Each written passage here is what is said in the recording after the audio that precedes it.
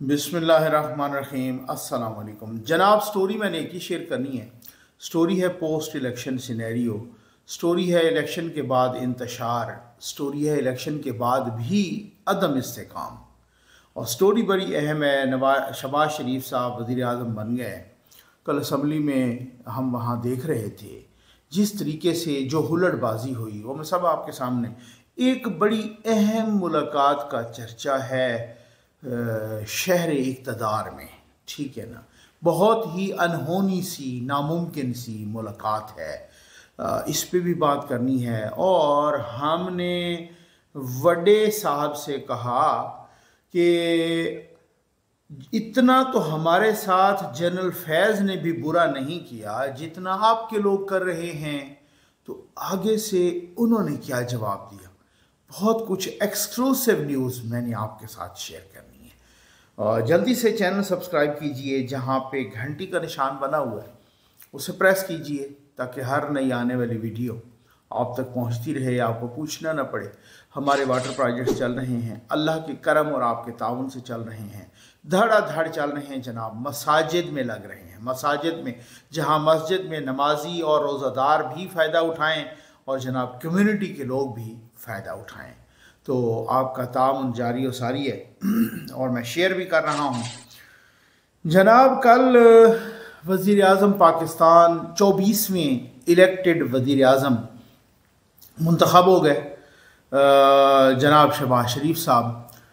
कल मैं तकरीबन कोई 10:30 बजे असम्बली हाल में दाखिल हुआ और तकरीबन वहाँ पे कोई 3:30 बजे तक मौजूद रहा। ठीक, अच्छा। इस दौरान जैसे ही अभी बस शुरू हुई, स्पीकर बैठे। अभी तो मेरा ख्याल है स्पीकर अयाज सादिक साहब बैठे ही नहीं थे, वो बैठने लगे कि यहाँ गुंडागर्दी शुरू हो गई। और गुंडागर्दी ऐसी वैसी नहीं। आज मैं आपके साथ ना बहुत सारी चीज़ें मैंने आपके साथ शेयर करनी है, बहुत एक्सक्लूसिव भी, और अपना तजर्बा भी, तजिया भी, कल आंखों देखा हाल भी, ठीक है ना। असम्बली के अंदर जैसे ही बैठे हैं तो वो जनाब इमरान खान के पोस्टर, बैनर उठा के, मफलर पहन के, मफलर पे भी तस्वीरें, किसी के सीने पे भी तस्वीरें लगी हुई, यहाँ पर छाती पर। इसी तरीके से कोई जो है ना पॉलिश की डब्बियाँ साथ लेके आया, ये पॉलिश की डिब्बियाँ, और साथ ही बहुत सारी चीज़ें इस तरह की उठा के तो वो आ गए। स्पीकर डाइस का उन्होंने जनाब घेराव कर लिया और आगे खड़े हो गए और नवाज शरीफ के ख़िलाफ़ नारे लगाने शुरू कर दिए। नून लीग के ख़िलाफ़ जेनेरिक में और नवाज शरीफ के ख़िलाफ़।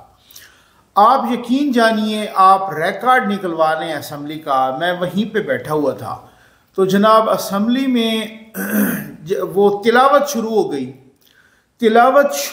अब तिलावत औज़ु बिल्लाह बिस्मिल्लाह, फिर उसके बाद तिलावत तकरीबन कोई 30 सेकंड तक तिलावत शुरू रही। लेकिन पीटीआई के लोगों ने वो तिलावत का भी एहतराम नहीं किया और वो चुप नहीं हुए, नारेबाजी। बाद में अपने कोई लोगों ने कुछ ने कहा कि भाई तिलावत शुरू हो गई है, चुप कर जाओ। तिलावत पे वो चुप कर गए हैं। तिलावत हुई है नाते रसूल मकबूल सल्लल्लाहु अलैहि वसल्लम, वो हुई। फिर उसके बाद कौमी तराना हुआ। जैसे ही कौमी तराने का अभी ख़त्म होने का भी इंतज़ार नहीं किया, फिर से शुरू हो गए। और फिर जनाब ऐसे शुरू हुए। अब स्पीकर बैठे हैं जनाब, स्पीकर बेबसी की तस्वीर बन के बैठे हैं और जनाब वो बैठे तकरीबन कोई 15-20 मिनट, आधा घंटा यही हुल्लड़बाजी। सारे नारे नवाज शरीफ के ख़िलाफ़, चोर, मरियम का पापा चोर है, ये है वो, मतलब मुख्तलिफ हवाले से उन्होंने जो गंदे नारे हो सकते थे उन्होंने लगाए हैं वहाँ असम्बली में। ठीक, उसके बाद उमर अयूब साहब गालिबन उनको किसी ने कहा भाई अब प्रोसेस शुरू करना है, तो अगर आपकी इजाज़त हो बादशाह सलामत की, अगर आप खफा ना हों तो अपने लोगों से कहें कि वो ज़रा तशरीफ़ फरमा हों ताकि हम प्रोसेस शुरू कर सकें। फिर उमर अयूब साहब आए, वो उनको वहाँ पे ले गए सीटों पर, लेकिन फिर भी वो चुप नहीं हुए। उसी तरीके से वो नारे बुलंद करते रहे लेकिन सीटों पे बैठ गए। फिर इलेक्शन हुआ और शहबाज शरीफ साहब इलेक्शन जीत गए और 201 उनके थे और 92 जो है ना उमर अयूब साहब के। तो शहबाज शरीफ साहब वज़ीर आज़म मुंतखब हो गए। फिर जब शहबाज शरीफ साहब को माइक मिला और उनकी बारी आई, आप यकीन करें वो हुल्लड़बाजी, उसी तरह से उन्होंने घेराव कर लिया, उसी तरह से उन्होंने चढ़ाई कर दी। और नून लीग वाले इतने बैकफुट पे थे, इतने बेचारे मजबूर, इतने चुप करके, इतने सहमे हुए जिसकी कोई हद नहीं है। मैं आंखों देखा हाल बयान कर रहा हूं। मैंने असेंबली में जितने नारे लगते हुए देखे, सारे के सारे नारे नवाज शरीफ के खिलाफ लगे। कोई एक नारा किसी दूसरे के खिलाफ नहीं लगा, सारे नारे नवाज शरीफ के खिलाफ लगे, या फिर इनडायरेक्ट आप कह लें कि मरियम नवाज के खिलाफ लगी। मैंने आपसे कहा ना, मैं 10:30 बजे गया, तकरीबन 11, सवा 11, 11:30 इस तरह से इजलास शुरू हुआ। फिर उसके बाद मैं तो अभी शुरू था कि इतना मेरे सर में दर्द हो गया, बहुत सारे सहाफ़ी और भी निकल गए, मैं भी निकल आया, तो 3:30 बजे तक। इस दौरान आप अंदाज़ा कर लें कि जब से 11, सवा 11 बजे शुरू हुआ और 3:30 बजे तक शुरू था, मैं निकल आया और एक नारा भी आसिफ अली जरदारी के खिलाफ नहीं लगा, एक नारा भी बिलावल साहब के खिलाफ नहीं लगा। बाकी तो मौलाना साहब तो खैर तशरीफ भी नहीं लाए, वो उनके तो बाइकाट था इलेक्शन का। बाकी लोगों के खिलाफ तो वैसे ही कोई नहीं, लेकिन किसी के खिलाफ, इवन नून लीग के रहनुमाओं के औरों के खिलाफ नहीं, सिर्फ और सिर्फ सारे नारे नवाज शरीफ के खिलाफ लगे। अब आप डार्ट्स मिलाते रहें, जो सियाने हैं, जो समझदार हैं, वो डार्ट्स मिला लें, इसमें कोई ऐसी। मैं अपने आज भी इस मौक़िफ़ पर कायम हूँ कि जनाब, जब तक यूथिया वायरस की वैक्सीन नहीं आती, बिल्कुल लिख लो, ना तो आपका मुआशी इस्तेकाम आएगा, ना सियासी इस्तेकाम आएगा, ना मुआशरती इस्तेकाम आएगा। यूथिया वायरस की वैक्सीन आएगी, और इसके लिए जो आज हुल्लड़बाजी है, जो आज इंतशार है, इसके लिए इस्टेब्लिशमेंट को सर झुका के शुक्रिया अदा करें। ये तो एक और बात है ना कि उन्होंने जान छुड़वा ली जनाब, वो पुरानी वाली इस्टेब्लिशमेंट थी और हम नई वाली धुले हुए आ गए हैं, और ये फिर वो अगले आएंगे तो कहेंगे वो पुरानी वाली थी और हम नए वाले आ गए हैं। तो हर किसी को ना इसी तरह से चूना लगाते रहते हैं। ठीक, तो आप शुक्रिया अदा करें इस्टेब्लिशमेंट को कि जिन्होंने इमरानी प्रोजेक्ट इस तरीके से लॉन्च किया और फिर वो नक पे लड़ गया, और फिर अब तक भी उनको अंदर से लोग सपोर्ट कर रहे हैं। बहुत सारे लोग, मतलब आप कुछ भी कह लें, चाहे पैसा चला जाए, और पैसा सिर्फ पीटीआई ने नहीं चलाया, अन्ना पैसा चलाया जरदारी साहब ने माजरत के साथ। ये मैं मालूमात की बुनियाद पे कह रहा हूँ, ऐसी वैसी बात नहीं कर रहा। हाँ, इन चीज़ों का उस तरह से कोई सबूत होता नहीं, आपको अच्छी तरह से पता है। मुझे हैरत हुई, मैं कल असेंबली के अंदर बैठ के ट्वीट भी करता रहा, ठीक है ना। मुझे हैरत हुई, मैंने कहा यार हो सकता है फिर लोग कहते हैं जनाब इनको, यानी नून लीग वालों को कुछ लोगों ने, कुछ कुव्वतों ने समझाया कि जी आपने इत्मीनान से रहना है, आराम से रहना है, अपना काम पे तवज्जो देनी है, तरक्की पे तवज्जो देनी है, मईशत पे तवज्जो देनी, बड़ी अच्छी बात है। ठीक, तो फिर दूसरी तरफ को कोई नहीं समझाया। अगर वो इतने पावरफुल हैं कि इनको समझा रहे हैं, और दूसरी तरफ को मैं माजरत के साथ कह रहा हूँ कुत्तों की तरह छोड़ रहे हैं, वो कह रहे हैं कि पढ़ जाओ इन पर। मैं ऐसे अल्फाज नहीं इस्तेमाल करता, लेकिन कल जो मैंने हालत देखी है, अल्लाह मान अल हफीज़, हर बंदा हैरान था भाई यार इनकी कैसे। गली साथ सहाफ़ी बैठे हुए थे, बहुत सारे रिपोर्टर भी थे, सारे कह रहे यार इस तरह की सहाफ़त तो कभी गली महल्ले की सहाफ़त नहीं थी, कभी इस तरह की तो थड़े की सहाफ़त नहीं थी, इस तरह से तो चौराहों पे, चौकों और चौराहों की सियासत, इतनी बदतमीज़ सियासत नहीं थी जो बदतमीज़ सियासत यहाँ पर, बदतमीज़ाना किस्म की सहाफ़त इमरान खान असम्बली ले आया है। इस तरह की तो सहाफ़त कभी। कल नवाज शरीफ साहब बेचारे बहुत परेशान थे, उनके चेहरे की खामोशी बता रही थी। मुझे तो लग रहा था जैसे उनका ब्लड प्रेशर हाई हुआ है, और मुझे लग रहा था कि आइंदा के वो आएंगी भी नहीं इजलासों में, क्योंकि जो हालत, जो इस तरीके की हालत हुई है, जो इस तरह के नारेबाजी हुई है, जो इस तरह की बदतमीजी हुई है, बदतहजीबी हुई है, आप यकीन जानिए। आप उसके बाद जो है ना, ये मुख्तलिफ किस्म के, अब उसके बाद उमर अयूब साहब का नंबर आया, उमर अयूब साहब ने तकरीर की। अब ज़रा आप बदमाशी का वो लेवल मुलाहिजा फरमाएं, बदमाशी का। ये डिप्टी स्पीकर साहब उस वक़्त थे, अयाज सादिक साहब चले गए तो डिप्टी स्पीकर साहब मौजूद थे। डिप्टी स्पीकर पीपल्स पार्टी से उनका ताल्लुक़ है।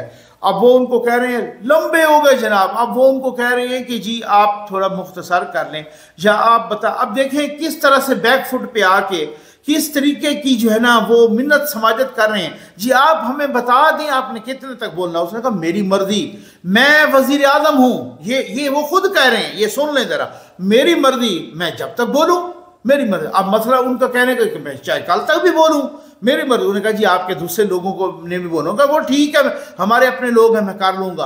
आप उनकी रौनक देखें, आप बदमाशी का स्टाइल देखें, आप बदमाशी का ग्राफ देखें, ये खुद सुन लें। नो सर, ये नहीं कर सकते। I am sorry, you can't. एक सेकंड गुजारिश कर रहा हूँ, आप सुन ले। अगर आपको ये गलत लगे तो आप बताएं। हम आपसे पूछना चाह रहे हैं आप कितनी देर में करेंगे? मर्जी है तेरा जनाब speaker, I am the prime minister. Sir नहीं, मर्जी मेरी, ब्रेक ले लें, एडजर्न कर लें। आप हमें बताएं तो सही ना कितनी।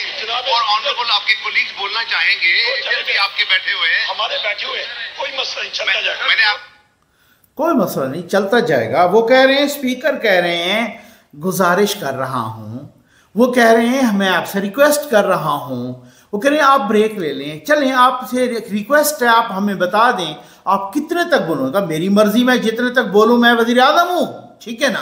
उन्होंने कहा मैं वज़ीर आज़म हूँ, मैं जितने तक बोलूँ, आपको क्या है। मैंने कहा जी आपके लोग बैठे हुए हैं, उनको भी तो माइक देना। उनको बैठे रहे, कोई मसला नहीं है, चलता रहेगा, आप छोड़ें। ये रौनक और ये बदमाशी का ग्राफ देखें। ये वो लोग हैं जिनको जिस तरीके से मुसल्लत किया गया, ठीक है ना। और आप इनका लेवल देखें ना, आप इनकी मतलब एक फहमो फरासत का, आप इनके माइंड का लेवल देखें। वो एक छोटी सी मिसाल है, कल सोशल मीडिया पर बहुत ही वायरल हुई थी। ये एक यूथनी है जो जिस तरीके की आर्गूमेंट दे रही है, ये इनका लेवल ये है। और ये नहीं, मैं आज भी कहता हूँ कि यूथिया अपर चैम्बर फारिग होगा। यूथिया या यूथनी होगी ना, उसका अपर चैम्बर, ये मिसाल देता हूँ आपको, अभी सुनाता हूँ, उसका अपर चैम्बर फारिग होगा। एक बात, यूथिया चाहे छाबड़ी वाला, चाहे फुटपाथ वाला, चाहे रेडी वाला हो या PhD डॉक्टर हो, जहालत में दोनों बराबर होंगे, ठीक। और तीसरी बात, जब तक यूथिया वायरस की वैक्सीन नहीं आएगी तब तक उल्टे खड़े हो जाओ, इस्तेकाम नहीं आएगा। वो गालियां दे रहे हैं नंगी, वो ऐसी गालियां दे रहे हैं, वो जूते मार रहे हैं, वो पॉलिश की डिब्बियां फेंक रहे हैं, वो क्या क्या कुछ नहीं कर रहे। हमारे वज़ीर आज़म साहब कह रहे हैं मैं आपको मीसाके मफाहमत की दावत देता हूँ, ठीक हो गया ना। मरियम साहबा भी मफाहमत की दावत, आप मफाहमत की दावत देते रहें, वो आपको जूते मारते रहेंगे, ठीक। मैं आता हूँ, मैंने जो थंबनेल पे भी लिखा मैं वो भी बताता हूँ, मैं सारा कुछ। ये ज़रा आप इस यूथनी की बात, आप फहमो फरासत तो सर, जैसे बहुत बड़ी स्कॉलर हैं, जैसे इनको सियासत का पता, और उनका कॉन्फिडेंस का लेवल चेक करें, गजब खुदा का। ये ले के सदर आरिफ अलवी ओथ लेने से इनकार कर दें। अगर वो कहें कि मैं ओथ नहीं लूंगा तो उस वक्त जो है वो एक ग्लिच आ जाएगा पाकिस्तान के सिस्टम के अंदर। उस वक्त ये होगा कि हेल्ड हो जाएंगी सारी चीजें, क्योंकि ऐसा तो पॉसिबल नहीं है, नया सदर अभी आया नहीं है और जो अभी मौजूदा सदर है वही हल्फ ले सकता है। और अगर सदर आरिफ अलवी इनकार करते हुए अपने उहदे से इस्तीफा दे देते हैं, मुस्तफा हो जाते हैं, रिजाइन करके वो घर चले जाते हैं, तो एक और ग्लिच खड़ा हो जाएगा। लेकिन कल वजीर आजम शहबाज शरीफ तो बनना चाहेंगे, वो तो कल आए हैं घर से तैयारी पकड़ के, शेरवानी पहन के। वो तो आए ही इसीलिए होंगे क्योंकि मैंने प्राइम मिनिस्टर बनना है। अब इस तमाम, देखा आपने, सुन लिया। अगर वो इस्तीफा दे देते हैं और मुस्तफ़ा हो जाते हैं, मुस्ताफ़ी कहना तक नहीं आता, और वो अब आप उनकी लेवल तो चेक करें, यही तो इनके स्कॉलर हैं यूथियों के। अब आप यकीन करें, यूथी इनको ऐसे सुन रहे हैं जैसे वो कहते हैं ये तो मसीहा है। उन्होंने बड़ा फार्मूला बता दिया कि अगर आरिफ अलवी जो है ना इस तरीके से इस्तीफ़ा दे के चले जाएं तो फिर छुट्टी है शहबाज शरीफ की। ये इनका लेवल है टोटल, इनका टोटल माइंड का लेवल ये है, ठीक है ना।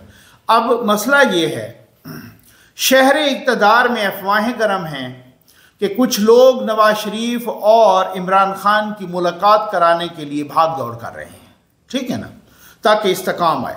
ये भीख मांगने के मुतरादिफ है, ये इमरान खान से भीख मांगने के मुतरादिफ है, ठीक है ना, कि जी हमें, वो कहे कि जी हमें भीख दे दो, कोई आगे जाके कहे कि जी मुझे भीख दे दो। ये सिर्फ, मैं कहता हूँ आप एक नहीं, आप 10 मुलाकातें करवा दें, ठीक है, 10 मुलाकातें। कल एक ये BBC का आर्टिकल आया, इसकी मैं डिटेल भी बयान करूँगा। वो कहते हैं कि पाकिस्तान किंग ऑफ केओस। अब आप देखें, इंतशार का बादशाह, BBC ने कहा कि Pakistan king of chaos, Imran Khan keeps winning even behind bars, कि जो इंतशार का बादशाह है ना पाकिस्तान का, इमरान खान, वो सलाखों के पीछे रह के भी जीत रहा है। बिल्कुल ठीक है भाई, इंतशार होगा, किंग ऑफ केओस, क्या उन्होंने खिताब दिया है, ठीक हो गया ना, इंतशार का बादशाह है, वो हुल्लड़बाजी का बादशाह है। तो जाहिर है यहाँ पे हुल्लड़बाजी ही चलती है, यहाँ पे इंतशार ही चलता है। एक बंदा, मतलब नून लीग ने एक तहिया किया है कि PTI वालों, आप हमारी गाल पे जितनी बार भी थप्पड़ मारोगे, मैं तो खैर थप्पड़ नहीं कहता, मैं तो कहता हूँ इन्होंने तहिया किया है, उनको पैगाम दिया है कि आप हमारी गाल पे, हमारे मुंह पे जितनी बार भी जूता मारोगे, हम चुप करके दूसरा गाल आपके सामने कर लेंगे। आप हमारे एक गाल पे मारोगे, हम दूसरा गाल, आप जब तक जूते मार मार के थकोगे नहीं, हम उफ तक भी नहीं करेंगे। ये पैगाम है माशाल्लाह आजकल नून लीग का। बहुत शरीफ हो गए हैं बेचारे, बहुत मीसने हो गए हैं, बहुत ही मिटे हुए शरीफ हैं, ठीक है ना। ये उनकी तरफ पैगाम है। और अब सुना है कि जनाब को मुलाकात कराने का, मैं कहता हूँ ऐसी 100 मुलाकातें करवा लो। उनका जो पैगाम है, जो मतमे नज़र है, जो किसी का टारगेट है, वो टारगेट करना है, इंतशार फैल। कोई बंदा हो ना गलत फहमी की बुनियाद पे कर रहा हो, कोई बंदा हो गुस्से में हो, उसको ठंडा किया जा सकता है। कोई गलत फहमी की बुनियाद पे हो, उसको किया जा सकता है, उसकी गलत फहमी दूर। कोई बंदा हो जो प्री प्लांटेड एजेंडे पे हो, कोई बंदा हो जिसका पूरे का पूरा मंसूबा यही हो, कोई प्रोपेगंडे पे हो, प्री प्लांटेड एजेंडा हो, उसका मंसूबा ही यही हो, उसकी पहले से प्लानिंग ही यही हो, उसको आप कैसे कायल करेंगे आप ये न करें और वो न करें। भाई वो तो प्लानिंग करके, अगर उसको नहीं पता कि अगर मैं इस तरह से कर रहा हूं तो अदम इस्तेकाम आएगा, वो खत भी लिख रहा है IMF को, वो असम्बली को कहता है मैं नहीं चलने दूंगा। उमर अयूब ने कल तकरीर की तो किसी ने नहीं बोला, शहबाज शरीफ ने की तो हुल्लड़बाजी हो गई पूरी असम्बली में, जूते पता नहीं क्या क्या, बैंडरों के डंडे, डिबियां पॉलिशों की उठा ली गई, धक्के दिए गए, स्पीकर को सिक्योरिटी मंगवानी पड़ी। क्या तमाशा है, ठीक है ना। असल में मसला ये है, जिस तरीके से जो प्री प्लान्ड, सब कुछ प्री प्लान्ड तरीके से हुआ है। ये अभी सरफराज भुगटी साहब जो बिला मुकाबला बन गए वहाँ पे बलूचिस्तान के वजीर आला, नहीं पता लोगों को कि वो किस तरह से बन गए। पहले उन्होंने जनाब रिज़ाइन किया, यहाँ पे वजारत दाखिला, निगरान वजीर दाखिला थे और रिज़ाइन किया। फिर उसके बाद वो इलेक्शन लड़े, छोटी सीट पे इलेक्शन लड़े, बड़े प्लानिंग के साथ, किसी को पता था अगला वज़ीर आला वही है, ठीक है ना, और वो वज़ीर आला बन गया। और वो किन के मंजूर नज़र हैं हर किसी को पता है। अली अमीन, अच्छा लोग कहते हैं भाई इमरान खान ने अली अमीन को किया है वहाँ पे वज़ीर आला का उम्मीदवार और आप वो वज़ीर आला बन गए, तो इसलिए कि उन्होंने इस्टेब्लिशमेंट को एक पैगाम दिया। ये किसी की भूल है, वो अहमकों की जन्नत में रहते हैं, वो यहाँ से वो भी खाली हैं, अपर चैम्बर उनका। अली अमीन जैसा तो आपको मालूम है कि खुशामदी, अली अमीन जैसा तो इस तरीके का मालशिया पालशिया पैदा ही नहीं हुआ। वो तो जितना बूट पालशिया है वो तो आपको अंदाजा ही नहीं है, वो तो बूट पालिश भी, सर झुकाना भी और साथ खिलाना भी। सितम ज़रीफ़ी ये हो गई है कि आइंदा के इलेक्शन में या हुकूमतों में ये नहीं देखा जाएगा कि कौन सर झुका के चल सकता है, नहीं, सर झुकाना भी है और खिलाना भी है। और जो कुछ माशाअल्लाह जरदारी साहब ने राज्य के लोगों को खिलाया है ना, वो अल-अमान अल-हफीज़, इसीलिए तो वो चुप करके बड़ी मतानत के साथ असम्बली में बैठे थे, वो भी और बिलावल साहब भी और उनके तमाम MNAs भी बहुत ही और तमाशा देख रहे थे जिस तरीके से मियाँ साहब के खिलाफ नारे लग रहे थे, जिस तरीके से जनाब बताया गया कि किसी तरीके से यहाँ मौलाना फजल रहमान का पत्ता साफ करो। और मौलाना साहब ठीक कहते हैं भाई, यूथ इधर जागी है, खैबर पख्तूनख्वा में सारी यूथ जाग गई है और ये कराची में। और उन्होंने बड़ा ठीक एक आर्गूमेंट दी, उन्होंने कहा कि जी कहते हैं पढ़े लिखे लोग PTI को वोट देते, तो कराची में नहीं पढ़े लिखे। मेरा ख्याल है मैं ख़ुद कराची में 5 साल रहा हूँ, ये अभी 2014-15 से 2020 तक, तो मैं ख़ुद वहाँ था। मैंने जितनी स्पोर्ट इमरान खान की कराची में देखी है इतनी स्पोर्ट KPK में भी नहीं देखी, खैबर पख्तूनख्वा में मैं इतनी स्पोर्ट नहीं देखी, ठीक है ना, क्योंकि हम एनालिसिस करते हैं। सहाफ़ी की एक आदत होती है, किसी माल में जाए, किसी मार्ट में जाए, कहीं पर भी जाए, कोई और प्रोग्राम हो, कोई सेमिनार हो, ऑफिस में हो, मुख्तलिफ हम लोगों से पूछना शुरू कर देते हैं। जितना मैं खुद खैबर पख्तूनख्वा से मेरा ताल्लुक है, इतनी खैबर पख्तूनख्वा में भी स्पोर्ट, वहाँ पर कैसे हो गई MQM?